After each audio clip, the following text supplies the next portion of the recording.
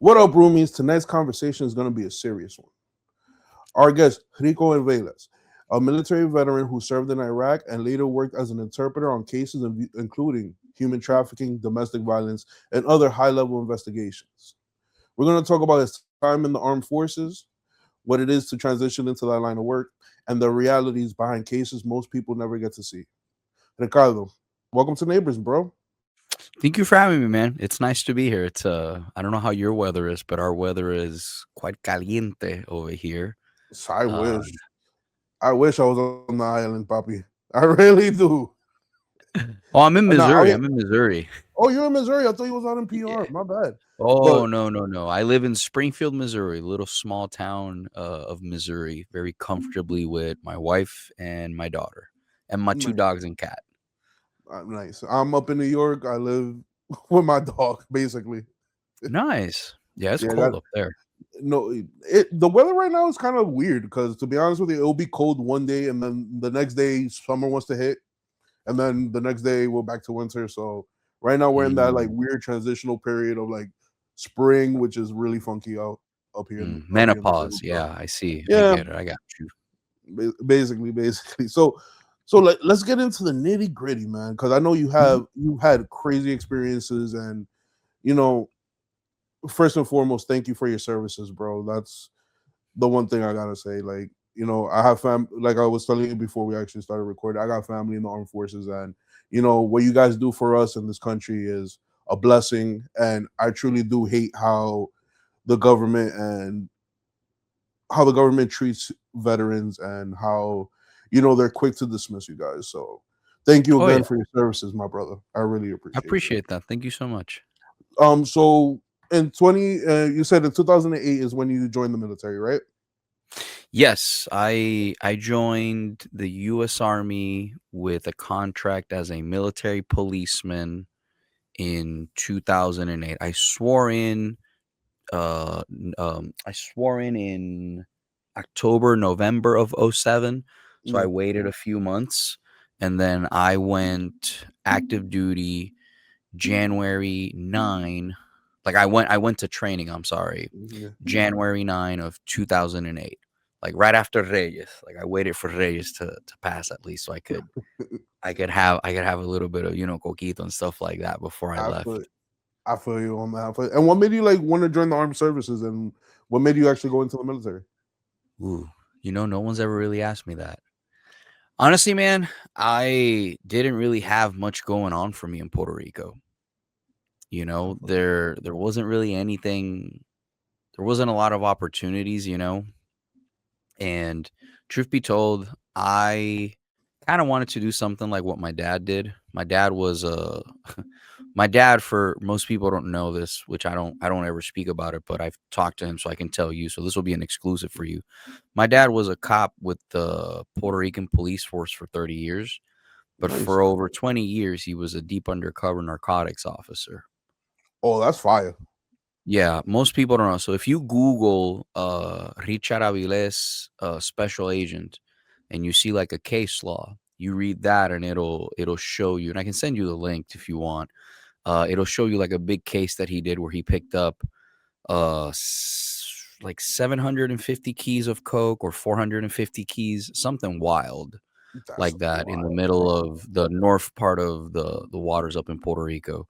And I kind of wanted to do something like that. And truth be told, at that point in time, and this will sound very ignorant now that I'm older, I wanted to go to war because I felt like I wanted to like do something that I could look back and be like, yo, like I did that. That was cool. That's Yeah, obviously like, young, dumb, and full of cum, like they say.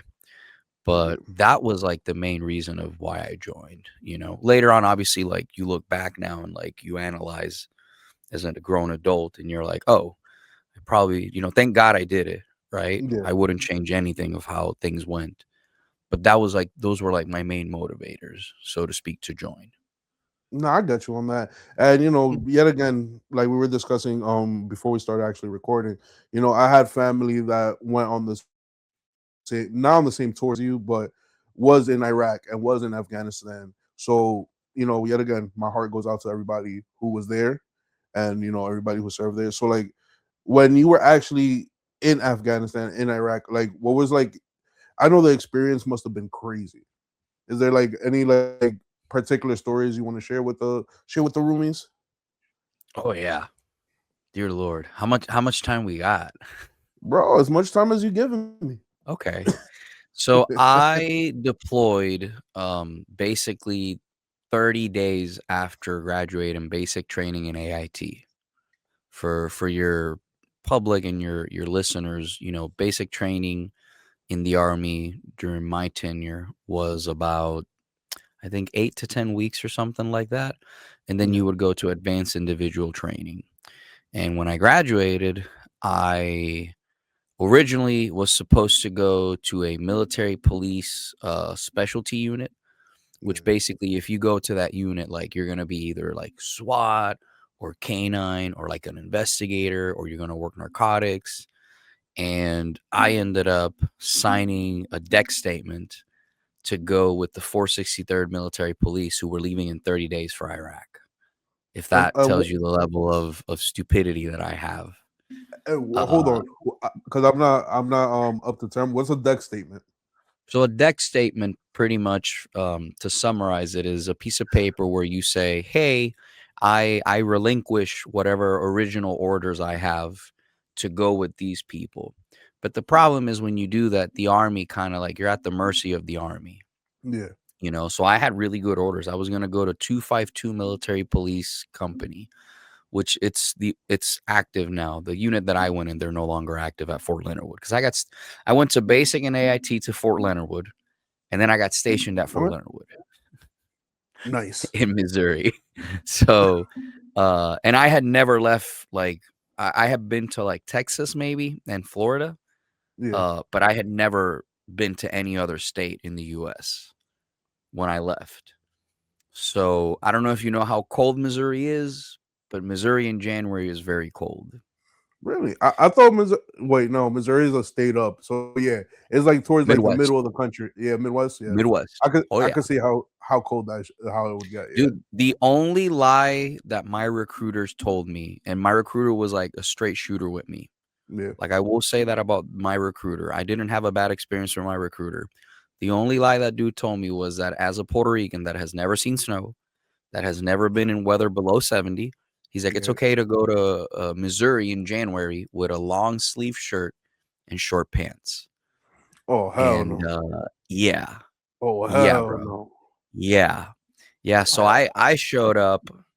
I show up to reception 42nd day G, and you're expecting to get yelled at or whatever, which is, whatever.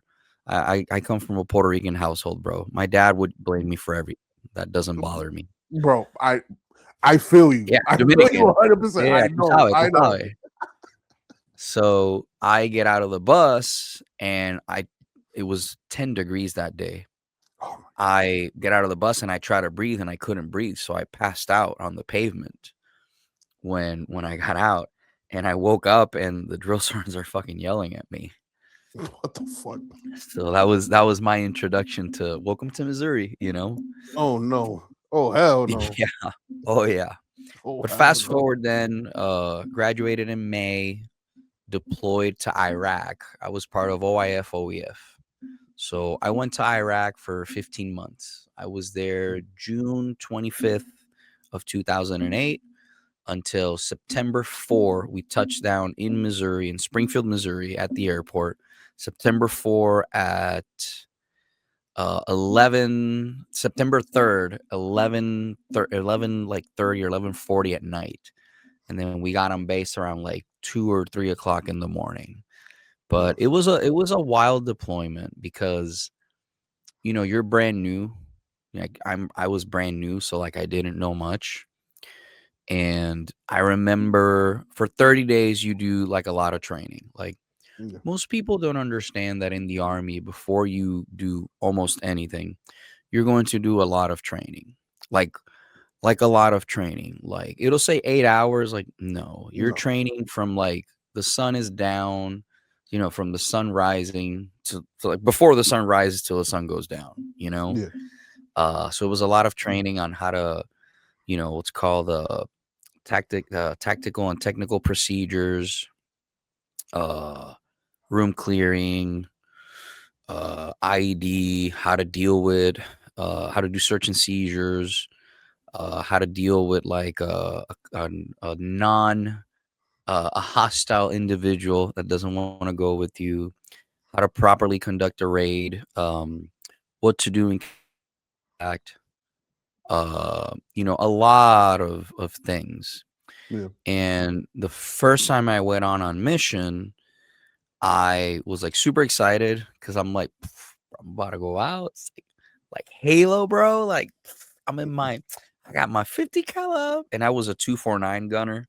Yeah. I was a driver, but I had a 249 with a collapsible stock, or what they call a tacti stock, and a short barrel. So if you ever see someone with that, like that dude's probably running into shit. Most times when you see an M249, which is a squad automatic weapon, gas operated belt or magazine fed, you see people with like a long barrel, right? Yeah. When you see someone with a short barrel, like you should ask that dude questions. So that's what I carried. And the first time we ran into an IED, the gunner called for a stop, Yeah. and we were going under this bridge on past Thunder Road, and he takes a pictures because you have like a ton of gear, like you have a ton of equipment on you, even Yeah. when you're the driver, like I was. And he takes like a picture of something, and it's two kind of like torpedo looking things pointed down with some wires and a cell phone strapped to it. And I was like, oh, okay, cool. Like, we're just going to wait, and we call EOD, we call it to landowners because you have to call everywhere you're at. So that way they Yeah. keep track of. Like, if you turn left on a road, like, hey, turning, north on this road. Hey, Yeah. turning east on this road. Hey, turning this. So that way the tactical command center, like the TC, can keep tabs of where you're at. No, I got that. Yeah. And EOD comes out like an hour or two later. So we're out in sector for a minute. And they're like, oh, yeah, this is, whatever the fuck, Mike, I can't recall well right now. Yeah, this would have like killed y'all. And I had like a real world realization of like, oh, there's no respawn point. Like if I would have gone, and I was always in the lead vehicle because you put the new guy Yeah. in the lead vehicle. And they were like, oh, yeah. And then they blew it. And when I saw it blow up, I almost shit my pants because I was like, oh, that would have fried me. Yeah. Definitely. And for like the first week of going out on missions, I would come back on base, downgrade, do do an end brief or whatever, and I would just go puke like for like a whole week, bro, because it was like the Bro. realization. I call that glass shattering moments in Yeah. life. Like everybody has like glass shattering moments where like, oh, reality is It's setting here, in. Yeah.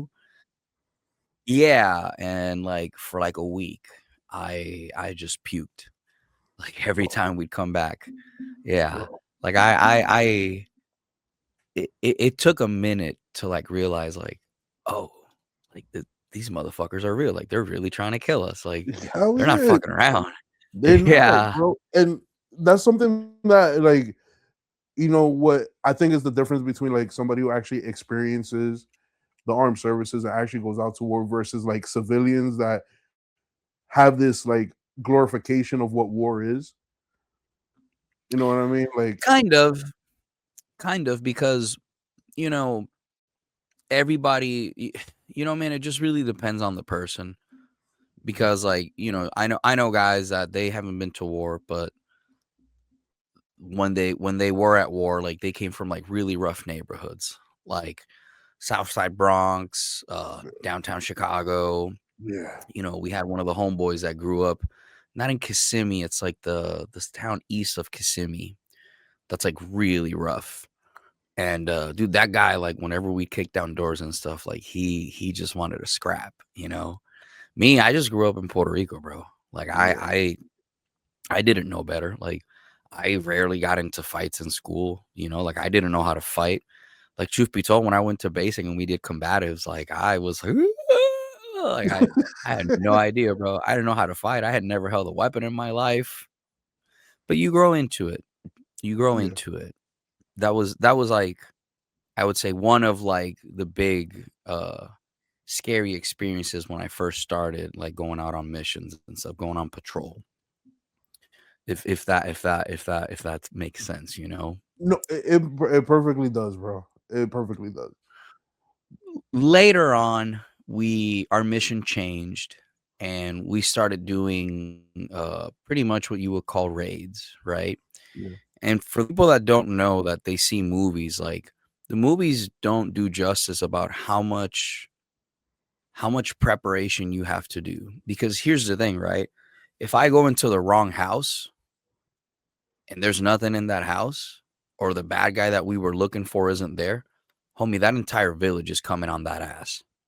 You Yeah. know what I'm saying? So like when you go before you hit a house, like you better make sure that the guy's there. You better make sure that if you're gonna do a mechanical breaching, an explosive breach, a ballistic breach, like you better be damn freaking sure that yes, that's the house. That's 100% the house. The intel is good. My team's good. No one's gonna get panicky and shoot somebody like you. And thank God I always say, like, for 15 months, I did a lot of cool stuff. I thank God nothing bad ever happened to us. Like that's how Thank I God. know that's how I know God has a sense of humor. Cause Yeah. cause I was scared the whole time, but like I thank God nothing ever happened to us. To the point where the first IED that ever happened to us, it wasn't directly to us. It was at a checkpoint in Qadra, Iraq, where we were at a station. I'm on the roof and I see a guy like pop out with a camera and he's like pointing the camera at the checkpoint. And I see him and I'm on a rooftop and I'm like, "Yo, Habibi." And the guy looks at me and then they hide.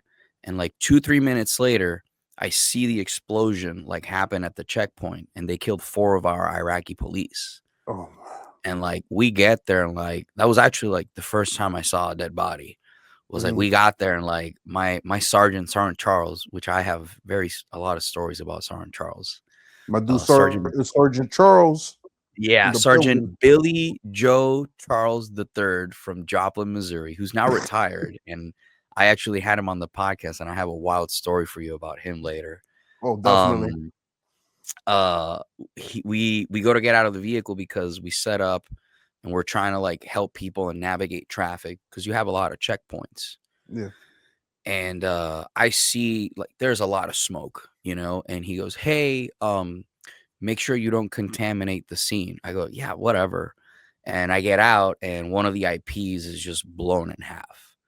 Like there's a hand there. And I don't know if you've ever smelled and graphic warning for your people. Uh, fair warning, it's a little graphic. I don't know if you ever smelled a burning body, but it's a Mm. smell you don't forget. And it was my first time and I started to feel like I was gonna puke. And Sergeant Charles is like, get the fuck behind the car. Get behind the car. Don't contaminate the crime scene. And I'm like, I'm just like, just like the smell won't leave me. I'm puking for like a minute. Like, and he goes, all right, get the fuck in the car, get some water, get a Gatorade in you, and then come back outside because you need to take pictures.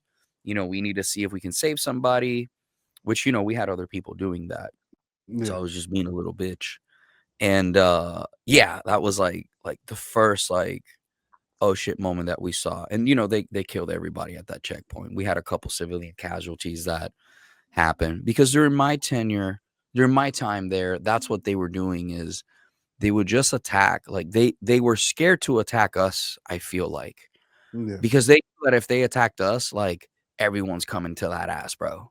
Yeah. Like like No, I our would get that. I get that yeah, part. bro, Like, we had everything. When I'm telling you everything, like, we could call UAV, we had air support, we had, dust off, like, readily available within, like, less than 10 mics out. Dust off is basically like if someone gets injured and you need to air medevac them, you call in a 9-line medevac and you get them out like within less than 10 minutes. So we had a lot, and we had support everywhere. Like you could throw a rock and you could run into an infantry unit because we were under First Infantry Division, 4th MEB. Yeah.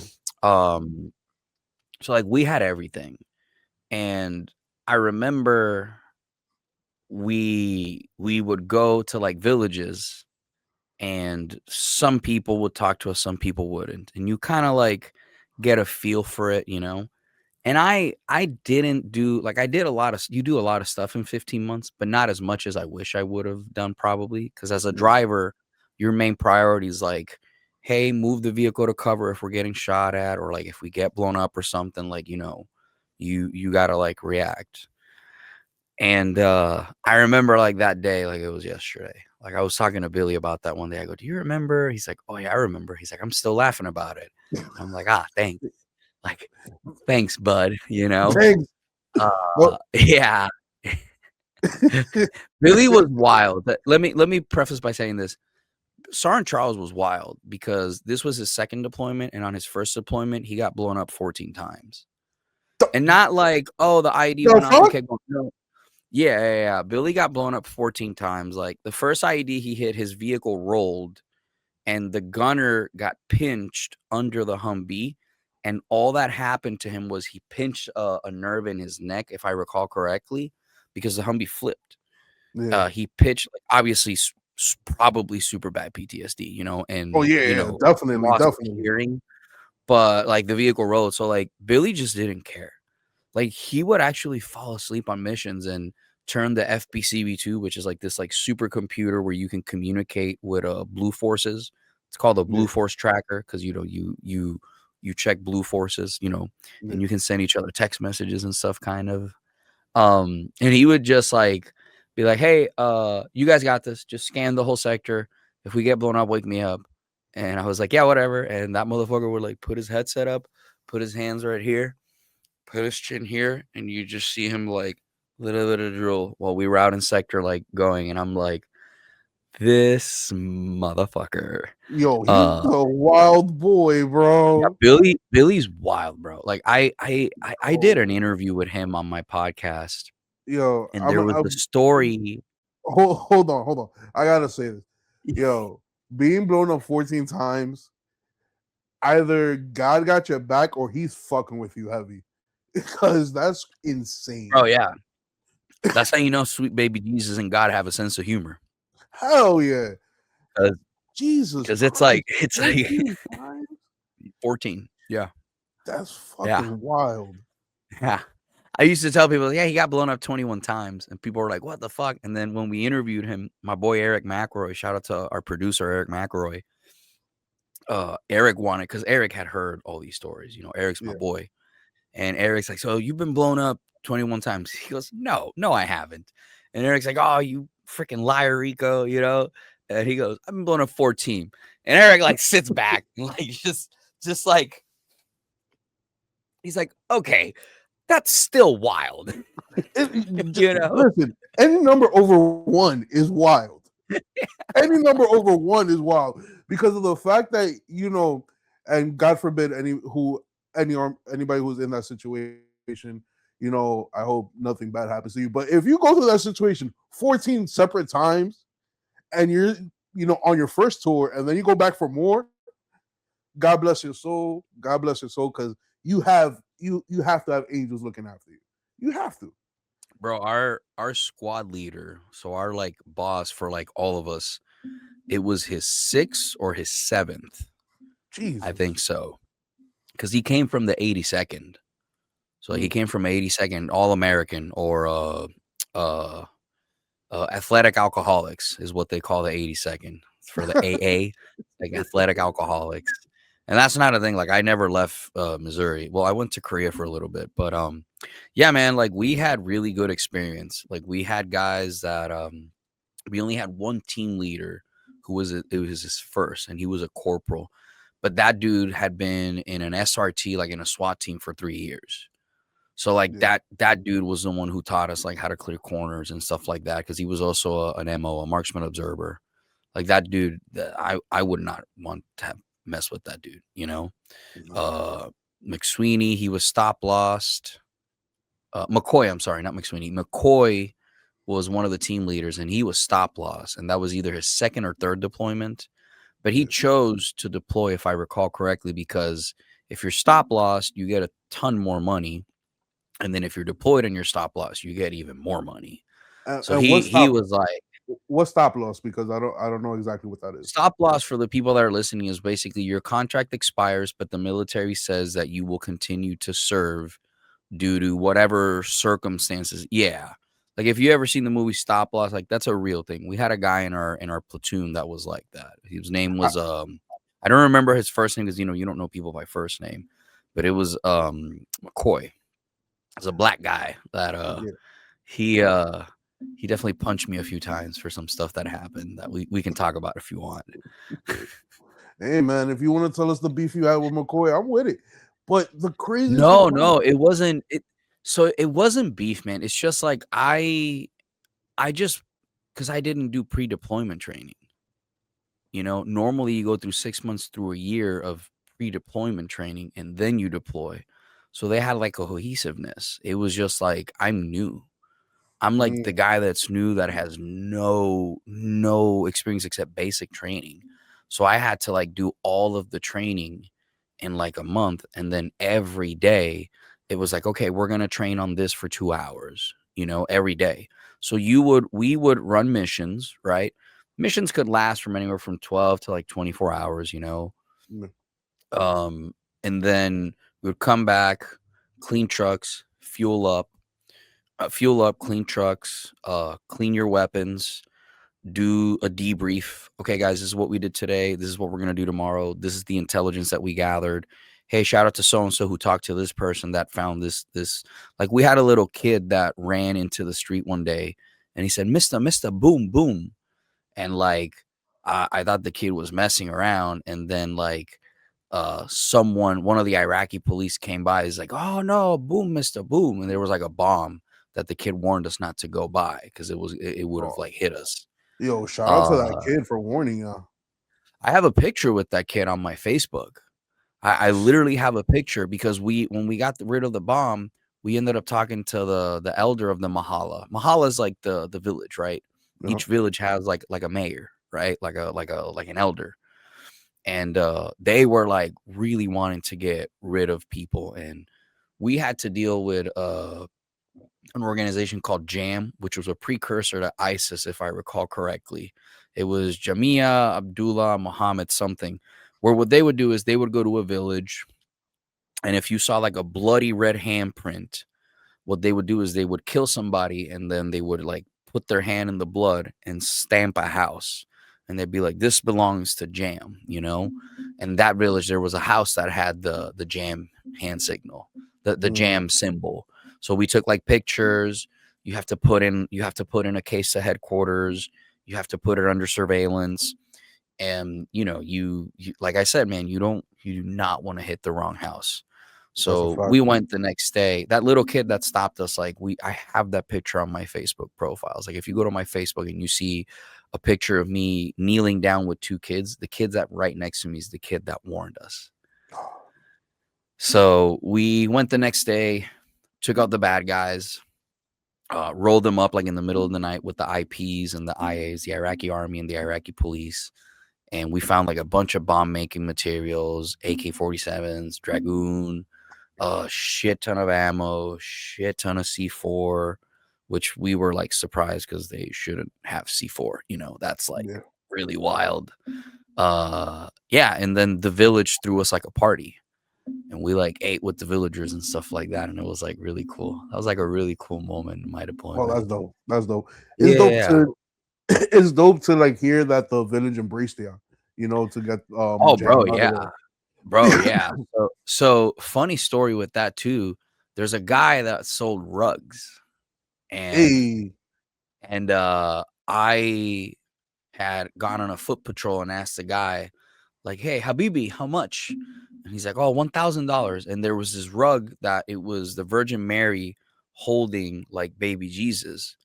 And then there was like another rug that was like a beautiful emerald green that Ooh. had like an amazing pattern. And I wanted to like buy them because I wanted to send them back home to my parents. And in my head, I was like, yo, how cool would it be if I send that home and go, yeah, I bought that while I was out on mission, you know? And the guy just wanted like $1,000. And I'm like, homie, I'm not paying you $1,000. Fuck you. I don't know. And the next day when we went, the village was like, ah, like everybody's out. So you kind of like get panicky, but we called landowners for backup and we all got out, secured the perimeter. And the village elder was like, oh my God, we had the interpreter, thank you for getting rid of these people. You've made our safer. He's like, we would like to, celebrate and whatnot. And they threw us like a little party, which, we cleared up with headquarters, like, hey, command, this is our call sign was the demons. So I Yeah. was Demon 22 Delta, which was like really Hey, cool to me. that's Yeah, fire. like that, That's fire. Yeah. yeah, that's dope. Like that's dope. That's So every dope time shit. you Yeah. call, yeah, every time you'd call like Long Knife X-Ray was our landowner. We'd be like, Long Knife X-Ray, be advised, this is Demon 22 Delta, south of, east of Thunder. It's like Roger Demon 22, we copy all. Um and I remember we're on the village and I'm like, I should have sent you those pictures.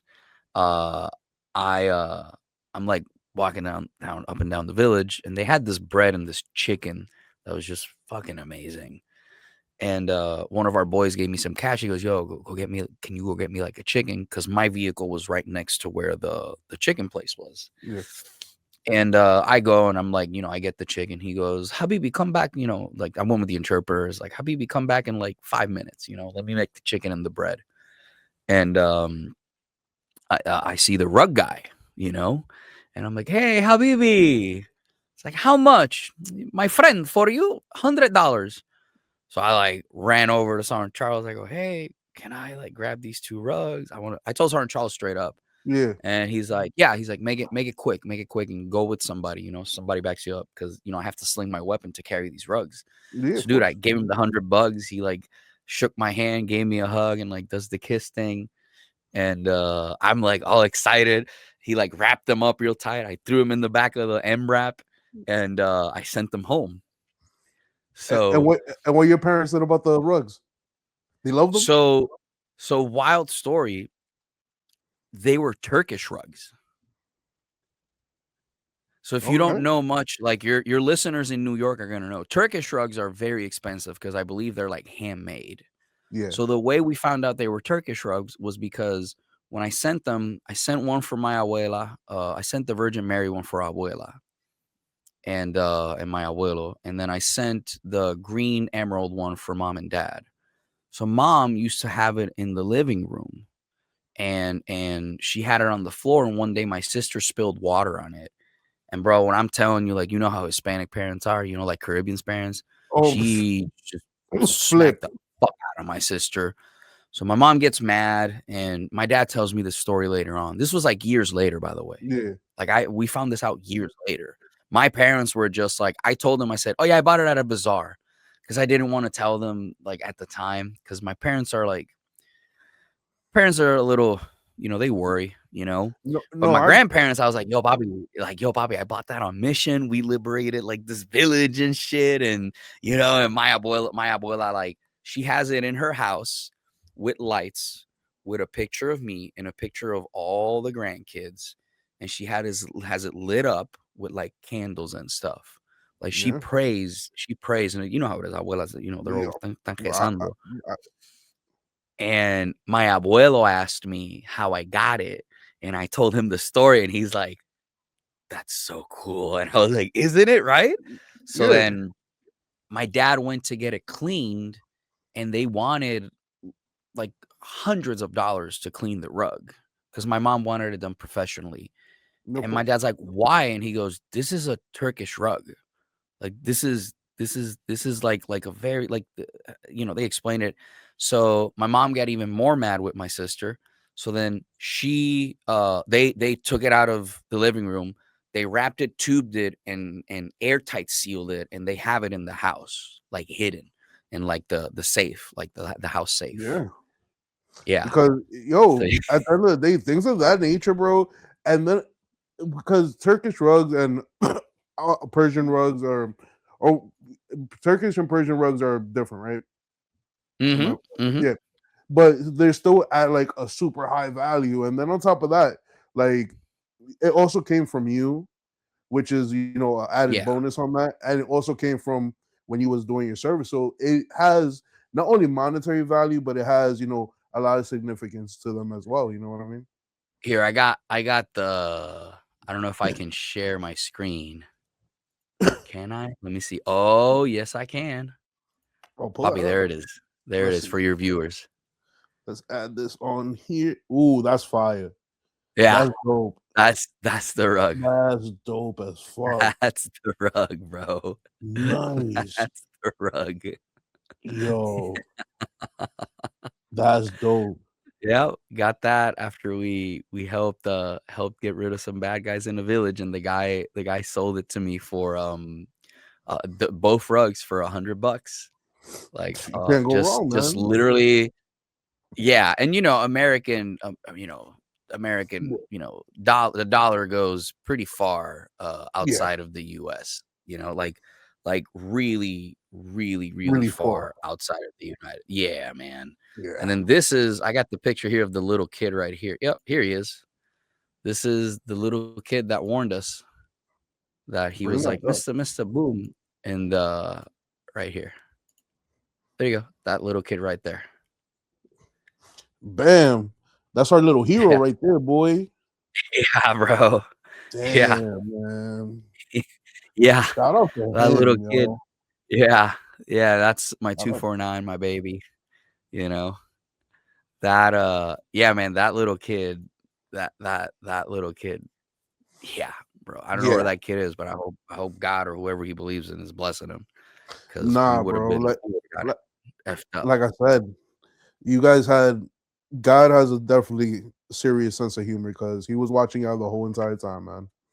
Especially There your sergeant who got blown up 14 times. That guy right there should be in the Guinness Book of World Records because that's insane. dude, we had so many moments like that, like, we had, I have a video somewhere that my gunner has of us waiting out in sector we were waiting for intel on a house, and we had to stay out in sector for 24 hours. And granted, man, like, I know people who've been out for weeks who were in a JSA or something like that. Um, but like, it still sucks.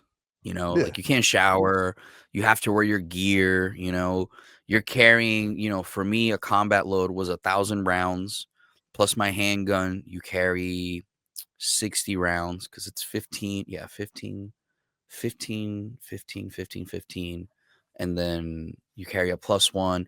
So we always had, yeah, I had like 75 rounds because I have one in the mag plus a plus one, and then 4 mags of 15. So that's 15, 30, 60. And, you have your knife. And then if you're a breacher, you have your entry tools that you have to carry in case we have to go. And then you have your vest, your IOTV, and then you have to carry knives and all this other shit and like the breaching tools and blah blah and your hooligan. So like we got tasked out one time uh to go. This is like the two craziest moments that ever happened. We got tasked out one day to go hit a house in the middle of the night because it was a guy that was putting bombs in schools. Like we had an asshole that he wasn't very good at them either because they didn't detonate. The kids were just running into them and Yo, finding thank IEDs. thank Yeah, God they didn't yeah. detonate. Thank Thank God. Thank God. Yeah. thank God. But this asshole was putting bombs in school, and the commander for our unit was out in sector, and he called us and he said, "Hey, can you guys go handle this guy?" And no one was happy, but our squad leader was like, "Yeah, we'll handle it." It's like, "Oh, well, we have to pick him up like today because we have intel that he's in this house. He hangs out at that house." One of the things that they were doing during my time was it was like Vietnam sort of era shit. What they would do is because not every place had like a door. Yeah. Some places they just had like a wooden panel. And what they would do is they would flush the wooden panels and they would put like a wire, right? And they would tighten it or they'd put a string. And then at the end of it, there was either a bomb or a gun that was set up. So if you went into like breach, right, which would be Yeah. a manual breach, and you pulled it, the bomb would go off, and it would let them know, like, oh shit, they're here.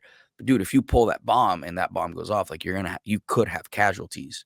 So one of the things Yeah. that we would do is we had these machetes, because you carry a hooligan, your hooligan, which is like a breaching tool for you to like mechanically open a door. Yeah. Firefighters carry them. And then you had a machete that was like super thin. And what we were trained to do is you would they'd call for breacher, and you would go in, pull security, pull security, and you would flush yourself against the wall and hold the panel while you would literally, without moving your wrist, you would slide in and go down very slowly.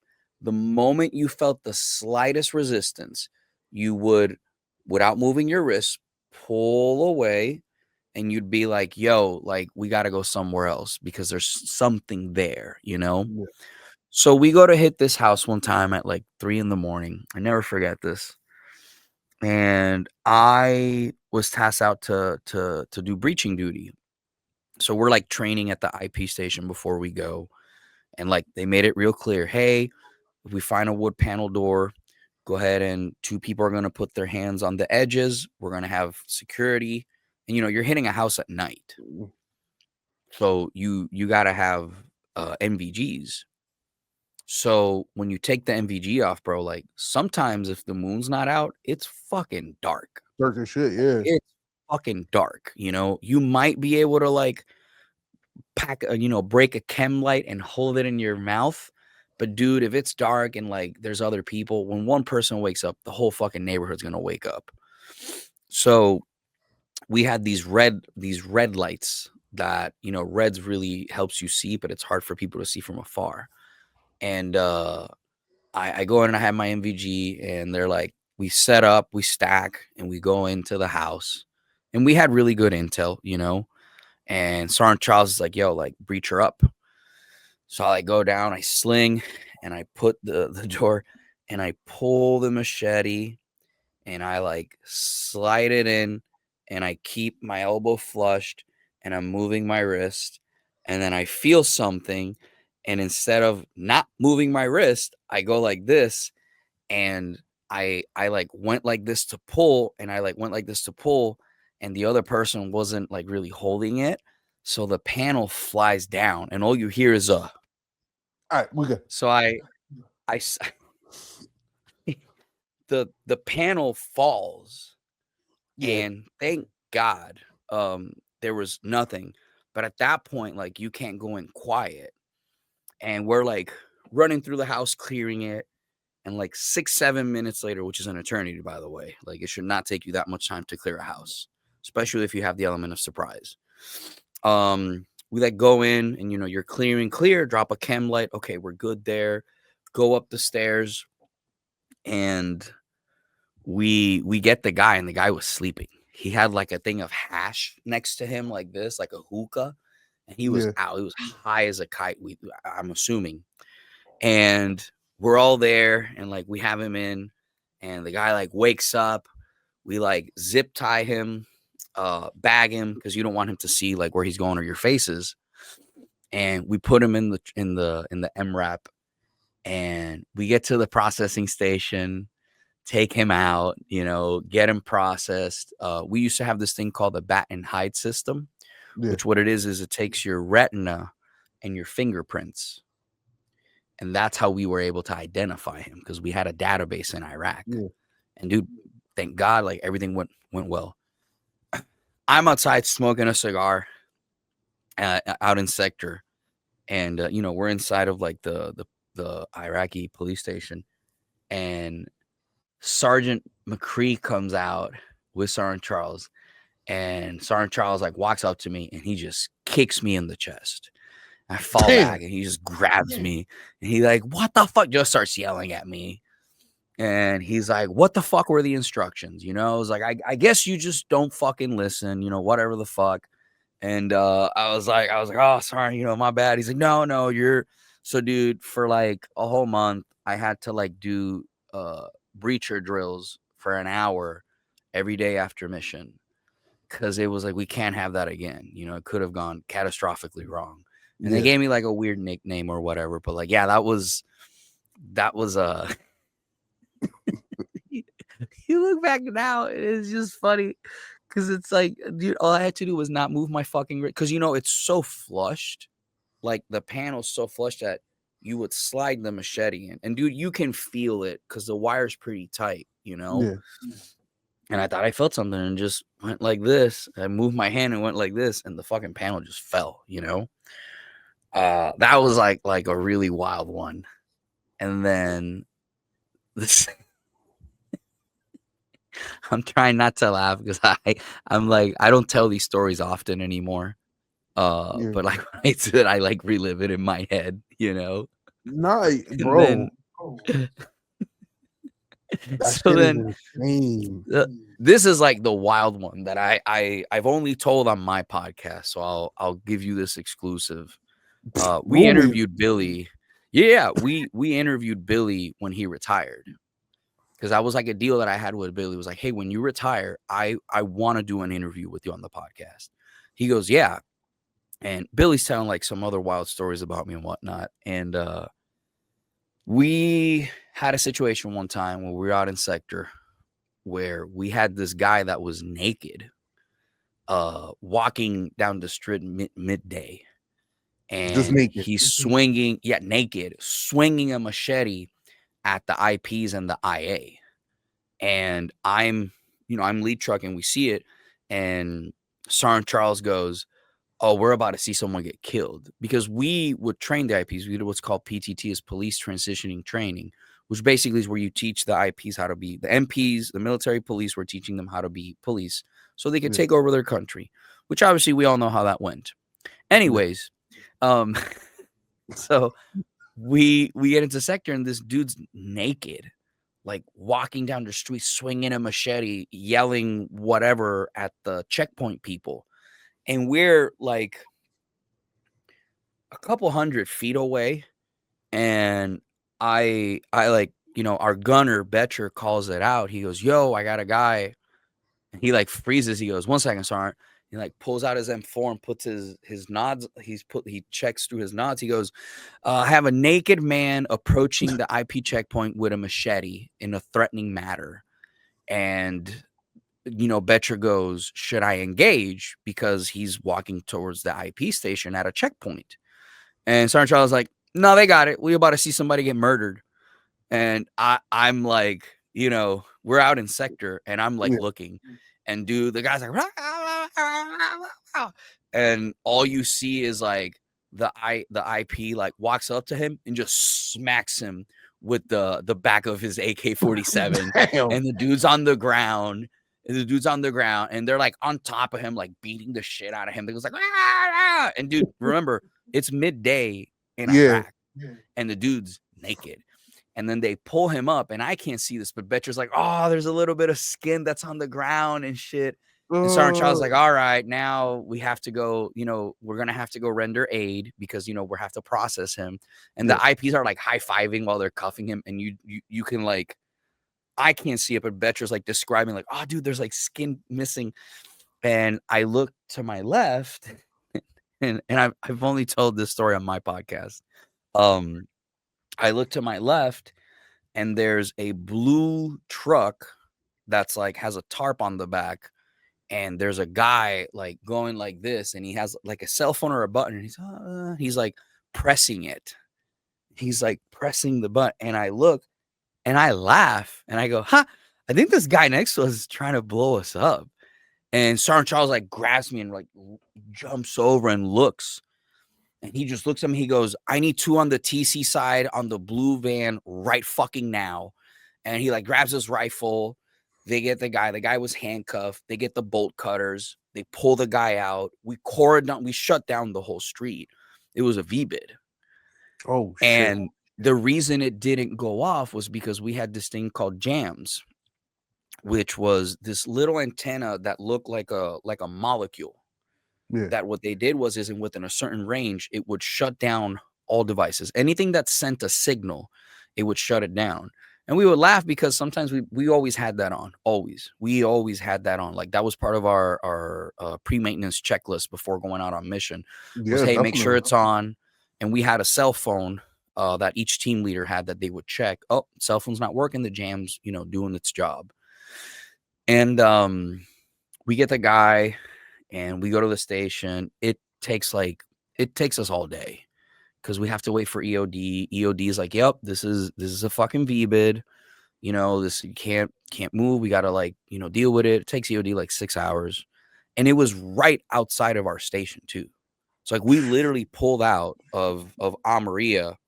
We went east and there's a checkpoint there. And that's where it happened.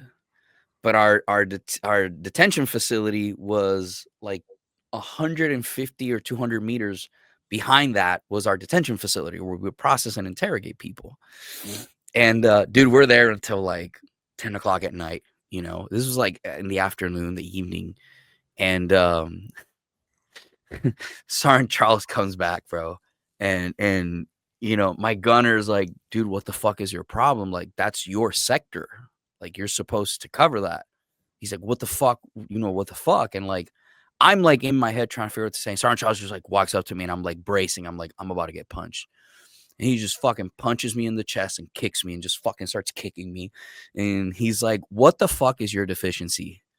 And I'm So like, I don't know what to say. And he like picks me up and he like takes a deep breath. He goes, and Sergeant Charles does this thing. He goes, why the fuck were you laughing when you said it? And I have this thing where like if I get nervous, I follow my dad's advice. He's like, just be honest. And I was like, yeah, well, it was either about to be our problem or it wasn't going to be our problem. And Sergeant Charles just looks at me and he just like stood there. And then Sergeant McCree, black Sergeant McCree comes out and just fucking kicks me in the chest and I fall back. And they just both start fucking stomping my fucking plates. Like, you stupid motherfucker. So we like we get in the car. He's like, all right, we're gonna go home, because now he has to do the other thing is like everything that happens, you have to do a report yeah, of because it course. has to go to the blotter for the AO. So he was like, you're gonna fucking type up my report. I'm gonna tell and you're gonna fucking stay with me and you're gonna fucking explain to the first sergeant, the commander, why the fuck you laughed. Because we called this over the radio. So everybody knew that I called it because I was failing to watch my sector. Yeah, And we get in the car and Sergeant Charles that's it. He goes, do you know why I'm mad at you? And I go, uh no, Sergeant. And he just looks at me and he had this little antenna that was made out of like bendy metal. This is yeah. like an embedder antenna. Like your veterans will know what that is. And he just like looks at me and starts like, he just puts his headset up. He just starts yelling and starts beating the shit out of me with the antenna. Just starts fucking, you stupid motherfucker. Like, he starts it. I'm just like covering here. And like he's hitting. I'm like, I'm just putting my helmet there, like covering and shit. And we get back to the station. And I had to explain myself. And he made me do like some wild shit. He made me do like a letter. Hey, what, like he ran me through it. Like, what if that would have gone off, we would have been dead. Let's say you don't die. Let's say you just get a concussion. You wake up a week later, like he ran it through. Like, let's say everybody else is dead. Like, Yeah, how would you have felt, And I was like, well, fuck, I didn't think about it like that, yeah. But that was like yeah, it's like the wildest one. And I waited to tell that story. Like I wanted him to say it. And like he said, he's like, oh yeah, you mean the day you almost got us killed? And like our producer Eric is like, oh yeah, there's something a little broken about you. Like this explains so much about you. And I was like, no, I just thought it was either gonna be my problem or it wasn't gonna be my problem. And fucking by God, dude, even when I told that on the podcast, he just fucking looked at me and like his eye just started widening. Like, you He gave you the bug eye, motherfucker. like So, motherfucker. yeah, bro, yeah. I'll send you that clip. I'll send you that Definitely clip sent where me the clip, bro. bro, Bro, yeah, that I got it right here. Hold on. He just bugging out. It's like it was either gonna be our problem or it really What wasn't was gonna be our problem, boss, you nah, know?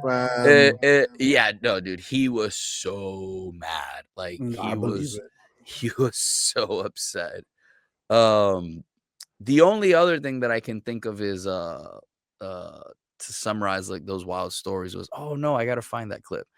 Was we used to get Gatorades in Iraq because Yeah, you have to drink a certain amount of water and electrolytes, because if not, bad things can happen. yeah. And one day, Sergeant Charles, like I love a certain Gatorade, you know. And one day we're out You're in looking sector like a for a cool blue while. kind of guy. No, I like purple. Like purple. Purple's my shit, bro. I I'll got you. I stab a got you. motherfucker. I will stab a motherfucker for a purple Gatorade, which is exactly what happened to Billy. There was like one Gatorade left, and I knew where the Gatorades were because the way I set them up was in the cooler. I put red. It was red, blue, and purple. I'm pretty sure it was purple. Some people are like, no, we didn't have purple back then. It was something else. To me, in my head, it was purple. If I'm wrong, then cool, I'm wrong. But to me, in my head, I recall it as a purple Gatorade. So Yeah, Charles would drink the red ones, the blue ones. I'm sorry. Betcher would drink the red ones, and then I like the purple ones. And I would put mine far away. So if I'm driving and I'm like, because you're sweating the whole time, bro, yeah, yeah, I would be able to drive, and like I knew I had to reach this much to grab mine. And what I did is the blue ones were up, and then in the middle were the red ones, which were facing down, and then mine in the back were facing up. So if I touch one close to me, I know that's a red one, right? I yeah, know that's a blue one because it's Orange Charles. If I touch one and I feel the bottom of the Gatorade, I don't have to look. I know that's Betcher, so I can just give the gunner that's right here one. And if I go to the back, see, I know how far I had to go. I remember it. So he drinks mine, and I look at him and I go, "Don't do that, or I'm gonna fucking stab you." And he's like, "You're not gonna do shit." And I'm like, "Sergeant Charles, that's the last Gatorade. If you drink it, I will fucking stab you." So everyone where I was in, we had a seatbelt cutter right here, and then inside of our IOTV, we had like these cold steel knives. That yeah. was like a last resort if like you're fighting someone. And then we had another one here, which was also like a cold steel one that you could draw. Like if you're close, it's really hard to fight someone here, but if I can like create space and like come in, I can just pull my knife and like stab, and like I'm good to go. And jig them up, yeah. Yeah. Cause it's when it's a knife fight, man, like knife fighting sucks. Um, and we had very little training with it. So like it Yeah, was more of like, hey, like this is a last resort. And he like grabs it and he like opens it and like licks it and then goes. And I was like, if you drink it, I'll stab you. She's like, you won't do shit. So I pull up my knife and I just fucking stared at him. And he like took a swig, put his hand down, and I looked at him and just went whap, and that was it. And I put it back in, and he froze and he looks. He takes his glove off, and it went through like his knuckle, like the bone. So we were at Amaria. We were stopped at the IP station. yeah, So we used to carry a medic everywhere. Like everybody had a medic that they go out with. And he goes to the medic and he shows the medic. And Betcher, my gunner, sees him talking to the medic. And the medic's like, this and that. And you probably got to get a tetanus shot or whatever the fuck. And later on, I found out he told the medic not to tell anybody. yeah. He gets back in the truck and my gunner Betcher's like on the comms. He's like, he's going to kill you. Like you're fucking dead. We're just gonna tell somebody that you got blown up or something. We're just gonna drop your body somewhere because you just stabbed him. And I'm like literally like just cold sweating. I'm like, oh fuck, I really stabbed him for a Gatorade. I really wanted that Gatorade. He gets in the car, puts his headset on. He goes, I'm not gonna do anything to you right now because you did warn me, and I didn't respect the warning, and that's on me. And I was like, that's when I was like I knew he was like a super cool dude, but that like solidified like, yo, like this Yeah, this is a real OG, like yeah, he's a real one for this. Cause dude, that's a assault by battery. Like yeah. technically, and I stabbed him. You can say it's fucking attempted murder if you want to. So he's like, but it's not gonna be today. It's not gonna be tomorrow. When you least expect it, I'm gonna fucking stab you. And then I was like, in my head, I'm like, oh, the anxiety of waiting is gonna be worse. I'd rather just get demoted. So he's like, "Are we clear?" And he goes, "Hey, this doesn't leave the fucking truck." Right, sorry, I don't know what you're talking about. So like a couple months pass by, and one day I never fucking forget this. He's in a really good mood, Yeah. and he's like in the car, and he's like, "Mm, mm, mm, mm, mm, do, do, do, do, do." And he like grabs a Gatorade, sips it up, drinks it, and he pulls out his Gerber. And if you talk to vets, they know like this old Gerber that had everything.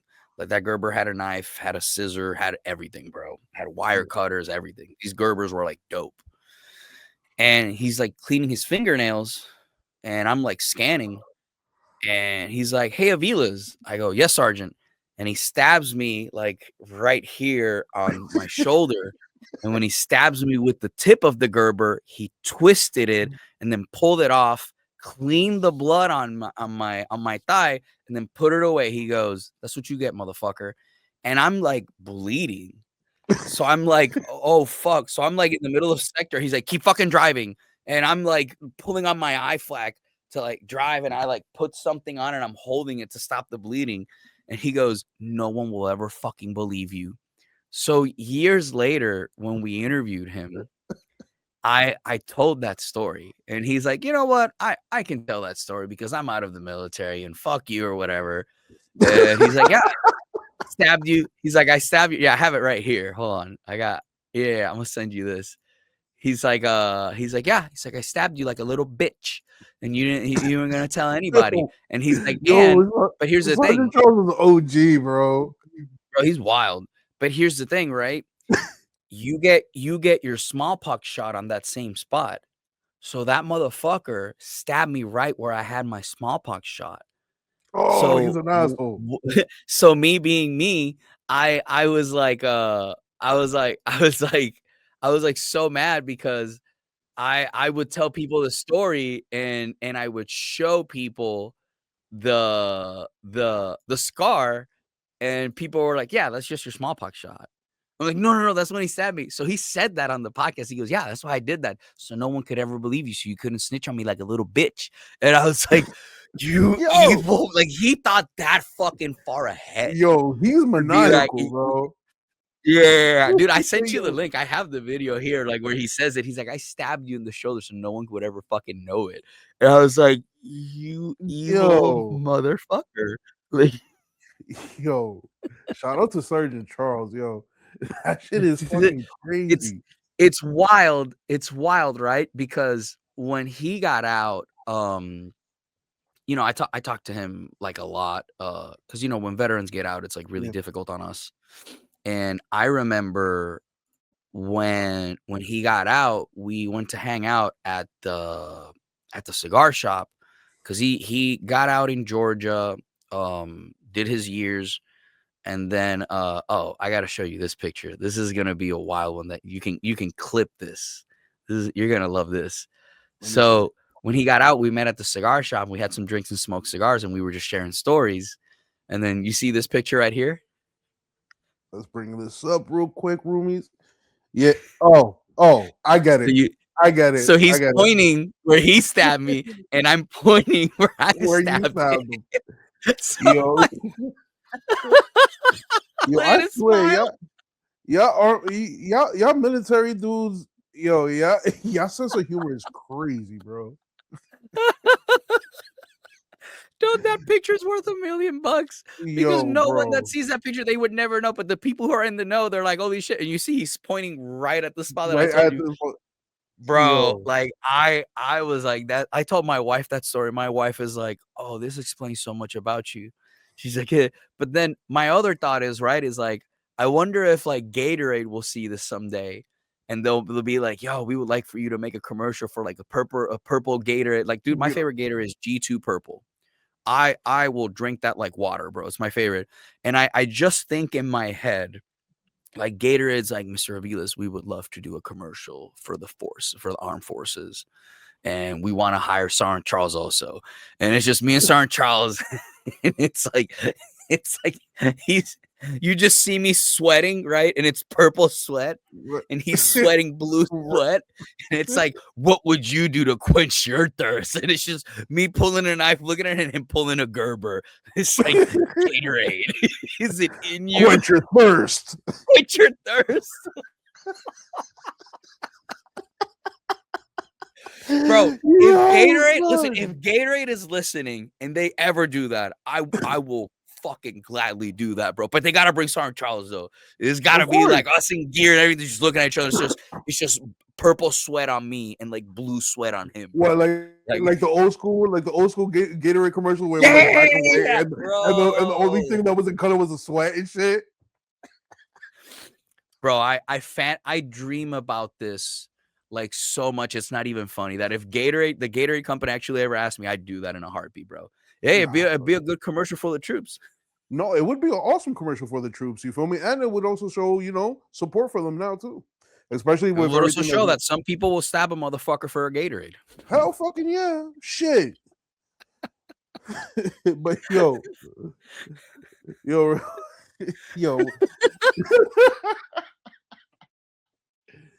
man. Don't touch my fucking Gatorades, bro. Yo, roomies, make sure not to touch this man's Gatorade, bro. He will stab you. Don't touch my purple Gatorades. What do you think I'm drinking right now in this cup? Purple Gatorade, baby. Purple Gatorade, yeah. Quench your thirst and stab your sergeant. But no, man, that was like the wildest stuff in deployment. That was like the highlight stuff, man. Bro, that shit is insane. It was, yeah. You but yo, you've lived a wild time, man. Like, no lie, and yet again, thank you for your services, but like, yo, bro, that's wild shit, man. That's wild shit. And every time that was just like that, like my time in Iraq and stuff. Like, that's not even after I got out. Man, I don't know. Yeah, but we're gonna have to do part 2 for you when you got out of the services, because, bro, shit is wild, my guy. Yo, anytime, brother. Pedro Ricardo, thank you for being on, bro. You're the man. We're definitely gonna do part 2, roomies. We're definitely gonna have him back on, so stay clear for that. And I'm gonna ask you what I ask all my guests right at the end of it all. Do you have any final thoughts, words of wisdom, or messages to the roomies?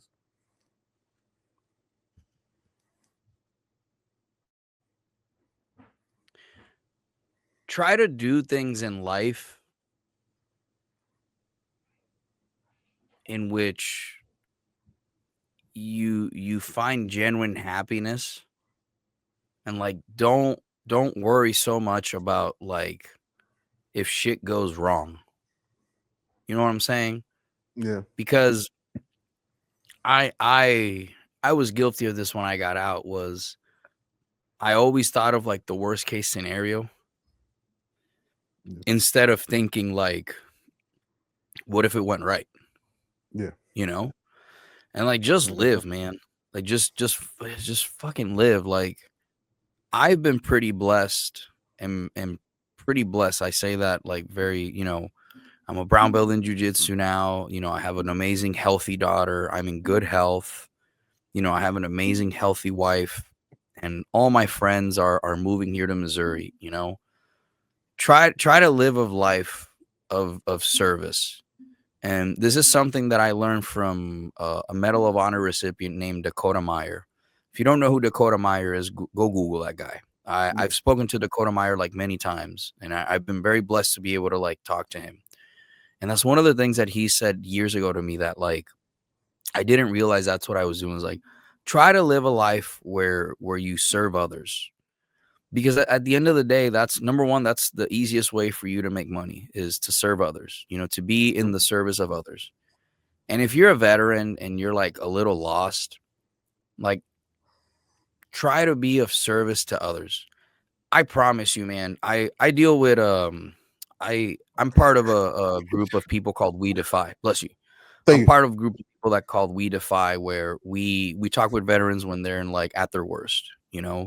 My number is on a specific website that when someone feels like they can't, and I'm trained in I'm trained in how to deal with those situations extensively, and we do training every 30 days. We get together and like we, psychologists and all that, we train and try to just live a life of service. I promise you, man, if you do that, like I'm living proof of this and my homies are, Yeah. you're going to have a really awesome life. Oh hell yeah. And just smile, homie. Like it's not like someone's trying to blow you up or try to kill you, you know?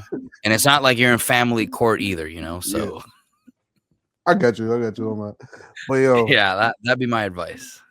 yo, roomies, remember, live a life that's worth living. Help other people out, and like Ricardo said, you know, serve other people because genuinely, through acts of service, you find your own happiness. And with that, peace out.